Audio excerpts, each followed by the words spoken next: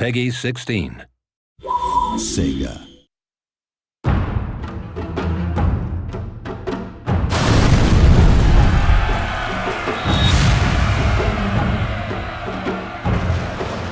The Fall of the Samurai features the most advanced weaponry ever seen in a Total War game. Even things like just straightforward rifle technology have come on enormously. It's more furious, faster reloading, more death. Over 50 new land and sea units change the rules of engagement, giving battles an entirely different feel. Some of the most interesting ones on land are obviously the Gatling gun, but we've also got a lot of new line infantry units and riflemen. And on sea, got lots of ironclad ships and the torpedo boat, which is perhaps a favourite of mine. Launch torpedoes!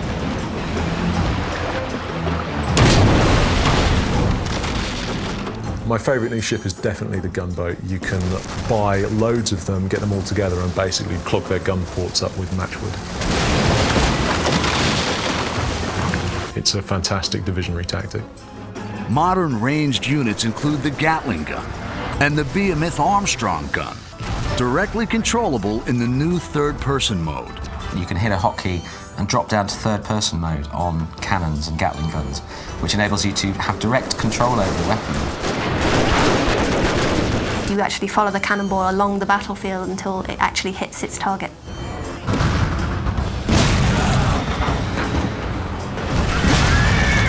The downside, obviously, is that it means that you're not really paying attention to the rest of the battlefield, so it can be quite dangerously distracting. Mighty steam-powered ironclad warships armed with torpedoes make naval battles much more destructive.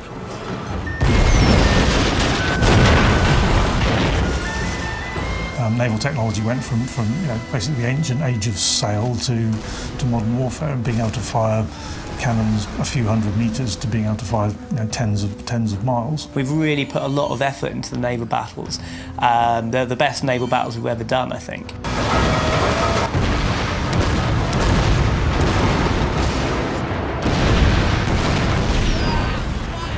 To see torpedoes coming towards you and not knowing what to do, and it puts you in a state of panic. I've had several times where I've been playing where I've just kind of frozen. I'm not knowing what to do. Do I try and put it astern? Do I try and steer around it? And that's a totally new part of gameplay, and I think those are really cool. So the new units, they're not just new stats or new models, they are kind of creating totally new elements to the battles. The increased power of naval weaponry allows fleets to play a greater strategic role. Turn the tide of conflict by directing devastating naval bombardments against enemy fleets and settlements. A nearby navy can reinforce that land battle, and actually you can call in an artillery strike from the navy. So you can select your general and you can pick a location on the map, and you'll basically just see a huge artillery bombardment raining down fire onto the enemy. And you have to time those right because they're not immediate, so you have to kind of try and predict where you should be calling it. They're really good fun. Attempt a naval assault on an occupied enemy port to fight the new port siege battle type. The attackers will sail in to a coastal region. The defenders will actually have artillery mounted on the coast that they can use to bombard the attacking ships, as well as having their own fleet to back up. So there's a whole new battle type. Upgrade your castles with deadly matchlock or Gatling gun towers to give a new dimension to sieges on land.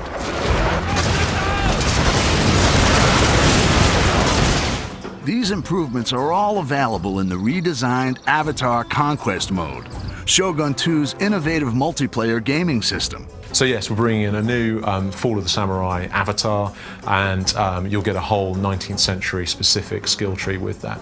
Access to a bunch of new retainers and a bunch of new armor sets as well, so you'll really be able to kind of customize your online persona in line with the sort of 19th century look and feel that the rest of the game will have.